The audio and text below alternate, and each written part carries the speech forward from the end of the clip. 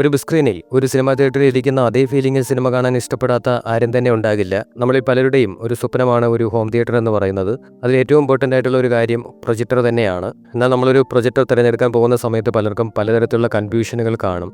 എത്ര ലൂമിൻസിൻ്റേത് എടുക്കണം, എത്ര റേഷ്യോ ഏത് നോക്കി എടുക്കണം, LCD വേണോ, DLP വേണോ, അങ്ങനെ ഒരുപാട് ടെക്നിക്കൽ പരമായിട്ടുള്ള സംശയങ്ങൾ പലർക്കും ഉണ്ടായിരിക്കും. ഇപ്പോൾ ഈ വീഡിയോയിൽ സിനിമ കാണാൻ ഇഷ്ടപ്പെടുന്നവർക്ക് വേണ്ടി ഒരു മികച്ച പ്രൊജക്ടർ എങ്ങനെ തിരഞ്ഞെടുക്കാമെന്നതിനെ പറ്റിയിട്ടാണ് നമ്മൾ പറയാൻ പോകുന്നത്. ഇതിനു മുമ്പ് നമ്മൾ ഒരു വീഡിയോ ചെയ്തിട്ടുണ്ടായിരുന്നു. അതിൽ പറയാത്ത കാര്യങ്ങളാണ് ഈ വീഡിയോയിൽ നമ്മൾ ഉൾപ്പെടുത്തിയിട്ടുള്ളത്. ഒരു പ്രൊജക്ടർ വാങ്ങാൻ തീരുമാനിക്കുന്നതിന് മുമ്പ് ആദ്യം നിങ്ങളുടെ റൂം സൈസ് നിങ്ങൾ പരിഗണിക്കണം. എത്ര വലിയ സ്ക്രീൻ നിങ്ങൾക്ക് അവിടെ ഫിറ്റ് ചെയ്യാൻ പറ്റുമെന്നുള്ള കാര്യം അറിഞ്ഞിരിക്കണം. നിങ്ങൾക്ക് 75 ഇഞ്ചോ അല്ലെങ്കിൽ 100 ഇഞ്ച് വരെയുള്ള സ്ക്രീനുകളാണ് ആവശ്യമെന്നുണ്ടെങ്കിൽ ഒരു പ്രൊജക്ടർ തിരഞ്ഞെടുക്കുന്നതിനേക്കാൾ ആ ഒരു ബഡ്ജറ്റിൽ നിങ്ങളൊരു TV വാങ്ങുന്നതാണ് മികച്ചത്. കാരണം നമ്മുടെ ബഡ്ജറ്റിനനുസരിച്ചുള്ള പ്രൊജക്ടറുകൾക്ക് ഇതുവരെയും ഒരു TVയുടെ ക്ലാരിറ്റി നൽകാൻ കഴിഞ്ഞിട്ടില്ല. 16:9 എന്ന അനുപാതത്തിലുള്ള 125 സ്ക്രീൻ നിങ്ങളുടെ റൂമിൽ ഉപയോഗിക്കണമെന്നുണ്ടെങ്കിൽ നിങ്ങളുടെ റൂം കുറഞ്ഞത് 10-13 അടി വലിപ്പമെങ്കിലും ഉണ്ടായിരിക്കണം.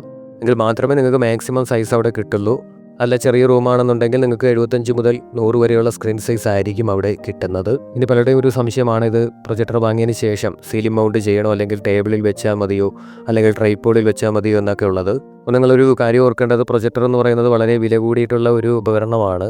അപ്പം നിങ്ങളിത് ഏതെങ്കിലും ഒരു ടേബിളിൽ വെക്കുകയാണെന്നുണ്ടെങ്കിൽ അബദ്ധത്തിൽ കൈ എങ്ങനെ തട്ടി നിലത്ത് വീഴുകയോ അല്ലെങ്കിൽ അതിൻ്റെ ലെൻസിൽ സ്ക്രാച്ചൊക്കെ വീഴുകയോ ചെയ്തു കഴിഞ്ഞാൽ അത് വളരെ ബുദ്ധിമുട്ടുള്ള ഒരു കാര്യമായിരിക്കും. നിങ്ങൾക്ക് അവിടെ വലിയൊരു നഷ്ടം സംഭവിക്കും. മാത്രമല്ല, ഒരു പ്രൊജക്ടർ വാങ്ങിയതിന് ശേഷം അതെപ്പോഴും എടുത്തു വെക്കുകയും പിന്നീട് ആവശ്യം വരുമ്പോൾ വീണ്ടും എടുത്ത് ഉപയോഗിക്കുകയും ചെയ്യാമെന്ന് പറയുന്നത് വളരെ ബുദ്ധിമുട്ടുള്ള ഒരു കാര്യം കൂടിയാണ്.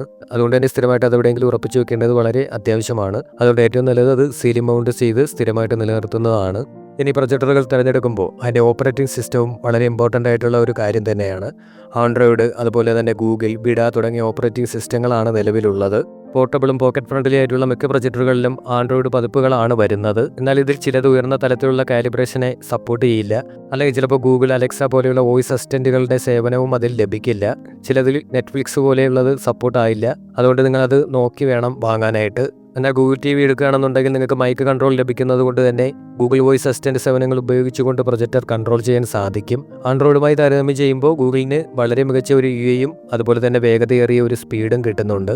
വളരെ നോർമലായിട്ടുള്ള ഒരു വോയിസ് ആണ് ബിഡ എന്ന് പറയുന്നത്. ഇത് ഗൂഗിളിന് സമാനമായിട്ടുള്ള ഇൻ്റർഫേസുള്ള ഒരു തേർഡ് പാർട്ടി വോയിസ് ആണ്. ഇത് നല്ല വേഗതയേറിയിട്ടുള്ള ഒരു റെസ്പോണ്ട് ടൈമും അതുപോലെ തന്നെ നല്ലൊരു ഇൻ്റർഫേസും ഉണ്ട്. അപ്പോൾ നിങ്ങൾക്ക് ഏതാണ് ആവശ്യം എന്നുള്ളത് നോക്കിയിട്ട് വേണം തിരഞ്ഞെടുക്കാനുള്ളത്. യാത്രയുള്ള വ്ളോഗിങ്ങോ അല്ലെങ്കിൽ ബിസിനസ് ആവശ്യങ്ങൾക്കൊക്കെ വേണ്ടിയാണെന്നുണ്ടെങ്കിൽ പോർട്ടബിൾ പ്രൊജക്ടറുകൾ നോക്കുന്നതാണ് നല്ലത്. അതും ബാറ്ററി പവേർഡ് ആയിട്ടുള്ളവയുണ്ട്. ബാറ്ററി പവേർഡ് ആയിട്ടുള്ള പ്രൊജക്ടറുകളെ പറ്റിയിട്ടുള്ള ഒരു വീഡിയോയും നമ്മൾ ഉടൻ തന്നെ ചെയ്യുന്നതാണ്. ഈ പ്രൊജക്ടറുകളിൽ ലൈറ്റ് ഉപയോഗിക്കുന്ന രീതി അനുസരിച്ച് ഇത് 3 ടെക്നോളജികളിൽ ലഭ്യമാണ്. അതിലൊന്നാണ് LCD എന്ന് പറയുന്നത്. LCDയിലാണെന്നുണ്ടെങ്കിൽ ചിത്രം വളരെ ഷാർപ്പായിരിക്കും, നല്ല ബ്രൈറ്റ്നസ്സും ഉണ്ടായിരിക്കും, ഇതിൻ്റെ വിലയും കുറവായിരിക്കും. എന്നാൽ ഇതിൻ്റെ ഒരു പോരായ്മ എന്ന് പറയുന്നത് അല്പം ബൾക്കിയാണ്. DLPയേക്കാൾ കോൺട്രാസ്റ്റും കുറവായിരിക്കും. DLP നോക്കുകയാണെന്നുണ്ടെങ്കിൽ മികച്ച കോൺട്രാസ്റ്റ് ഉണ്ടായിരിക്കും, സൈസ് കുറവാണ്, അതുപോലെ തന്നെ ഇതിൻ്റെ ചിലവും കുറവായിരിക്കും. ഇതിൻ്റെ ഒരു പോരായ്മ എന്ന് പറയുന്നത് കളർ ബിൽ ഉപയോഗിക്കുന്നത് കാരണം ചിലപ്പോൾ ഇതിൽ റെയിൻബോ എഫക്ട്സ് ഉണ്ടാവാൻ സാധ്യതയുണ്ട്. ഇനി LCOs നോക്കുകയാണെന്നുണ്ടെങ്കിൽ ഡാർക്ക് സിനിമകൾ കാണുന്നവർക്ക് വേണ്ടിയിട്ടുള്ളതാണിത്. JVC, സോണി പോലെയുള്ള കമ്പനികൾ മാത്രമാണ് ഈ ഒരു ടെക്നോളജി ഉപയോഗിക്കുന്നത്. ഇതിന് വിലയും വളരെ കൂടുതലാണ്. ഇനി നമ്മൾ ലൈറ്റ് സോഴ്സിനെ പറ്റിയിട്ട് നോക്കുകയാണെന്നുണ്ടെങ്കിൽ ടെക്നോളജിയും ലൈറ്റ് സോഴ്സും രണ്ടാണ്. ലാമ്പ് ബേസ്ഡ് ആണെന്നുണ്ടെങ്കിൽ നല്ല ബ്രൈറ്റ്നസ് കിട്ടും, വിലയും കുറവായിരിക്കും. ഇതിൻ്റെ ലാമ്പ് നമുക്ക് എളുപ്പത്തിൽ മാറ്റാൻ സാധിക്കുന്നതുമാണ്. എന്നാൽ അതിൻ്റെ ഒരു പോരായ്മ എന്ന് പറയുന്നത് ഇതിൻ്റെ ലൈഫ് കുറവായിരിക്കും. 3000 മുതൽ 5000 മണിക്കൂർ വരെ ആയിരിക്കും ഇതിൻ്റെ ലൈഫ് വരുന്നത്. ലാമ്പ് മാറ്റുന്നതിന് തന്നെ നിങ്ങൾക്ക് 5000 മുതൽ 10000 വരെയൊക്കെ ചിലവ് വരും. ഇനി LED ലൈറ്റുകൾ നോക്കുകയാണെന്നുണ്ടെങ്കിൽ ഇതിൻ്റെ ലൈഫ് കൂടുതലായിരിക്കും. 20000 മുതൽ 30000 മണിക്കൂർ വരെയൊക്കെ നിങ്ങൾക്ക് ഇതിൻ്റെ ലാമ്പ് ലൈഫ് കിട്ടും. ഇത് പെട്ടെന്ന് തന്നെ നമുക്ക് ഓൺ ഓഫ് ചെയ്യാം. അതുപോലെ തന്നെ ചൂട് കുറവായിരിക്കും, എനർജി എഫിഷ്യൻസി കൂടുതലായിരിക്കും. ഇതിൻ്റെ ഒരു പോരായ്മ എന്ന് പറയുന്നത് ഇതിൽ ബ്രൈറ്റ്നസ് കുറവായിരിക്കും. മാത്രമല്ല ഇതിൻ്റെ ലൂമിൻസിന് നമുക്ക് വിശ്വസനീയമായിട്ടുള്ള ഒരു മെഷർമെൻറ്റ് സ്കെയിലും ഇല്ല. അതുകൊണ്ട് തന്നെ പലപ്പോഴും നമ്മളിത് തട്ടിപ്പുകളിൽ പെടാനും സാധ്യതയുണ്ട്. ഇനി ലേസർ നോക്കുകയാണെന്നുണ്ടെങ്കിൽ ഇന്ന് കിട്ടാവുന്നത് വെച്ച് ഏറ്റവും മികച്ചതാണിത്. IMAXിൽ ഉപയോഗിക്കുന്നത് പോലെയുള്ള ഒരു തെളിച്ചം നിങ്ങൾക്ക് ഇവിടെ കിട്ടും. അത്യാവശ്യം നല്ല മികച്ച ഒരു കോൺട്രാസ്റ്റ് ആണ് ഇതിൽ വരുന്നത്.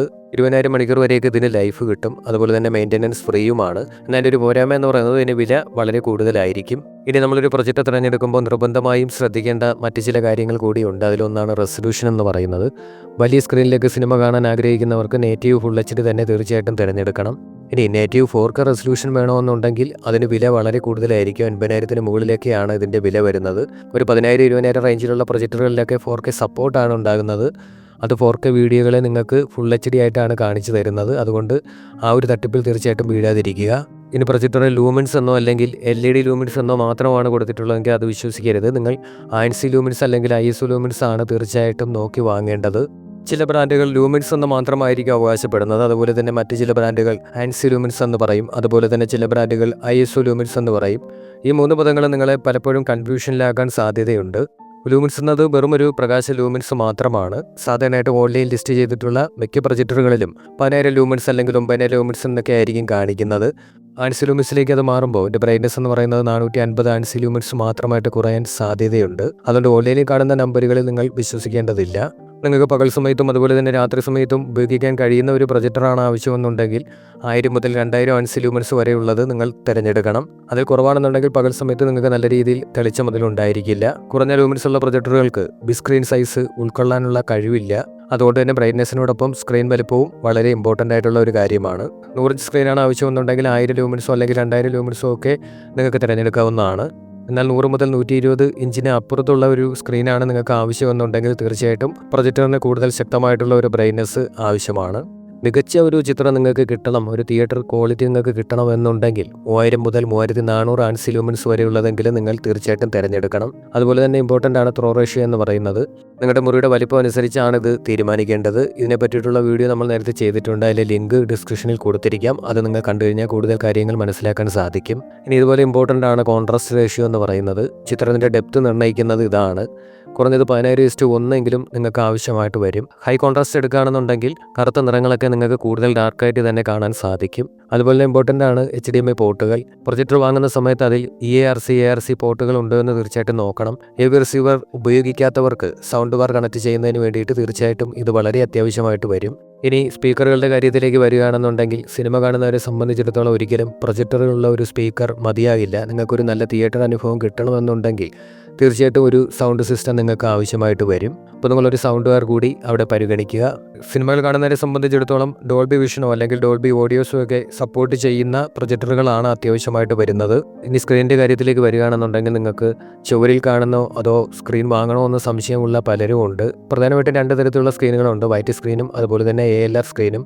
ALR സ്ക്രീൻ എടുക്കുകയാണെന്നുണ്ടെങ്കിൽ പുറത്തു നിന്നുള്ള വെളിച്ചത്തെ തടഞ്ഞുകൊണ്ട് കറുപ്പ് നിറങ്ങളെ കൂടുതൽ കറുപ്പാക്കി കാണിക്കുന്നതിന് വേണ്ടിയിട്ടാണ് ഇത് ഉപയോഗിക്കുന്നത്. ഡാർക്ക് സിനിമകളൊക്കെ കാണാൻ ഇഷ്ടപ്പെടുന്നവർക്ക് ഇത് വളരെ ബെസ്റ്റാണ്. ഇനി ഇതിൻ്റെ പോരായ്മ എന്ന് പറയുന്നത് ഈ ഒരു സ്ക്രീൻ ഉപയോഗിച്ച് കഴിഞ്ഞാൽ നിങ്ങൾക്ക് നേരെ ഇരുന്ന് നോക്കിയാൽ മാത്രമേ മികച്ച ക്വാളിറ്റിയിൽ കാണാൻ സാധിക്കുള്ളൂ.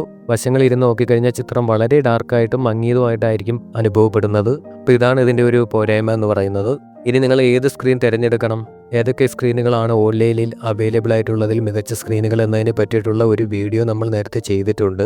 അതിൻ്റെ ലിങ്ക് നമ്മൾ ഡിസ്ക്രിപ്ഷൻ ബോക്സിൽ കൊടുത്തിട്ടുണ്ട്. അപ്പോൾ ചുവരിൽ നിങ്ങൾ ചിത്രം കാണാൻ ആഗ്രഹിക്കുന്നവരാണെന്നുണ്ടെങ്കിൽ നിങ്ങൾക്ക് ചുവരാണോ അതോ സ്ക്രീനാണോ ബെറ്റർ എന്നുള്ള കാര്യങ്ങൾ അതിൽ വിശദമായിട്ട് പറയുന്നുണ്ട്. അപ്പോൾ അതൊന്ന് കണ്ടു നോക്കുക.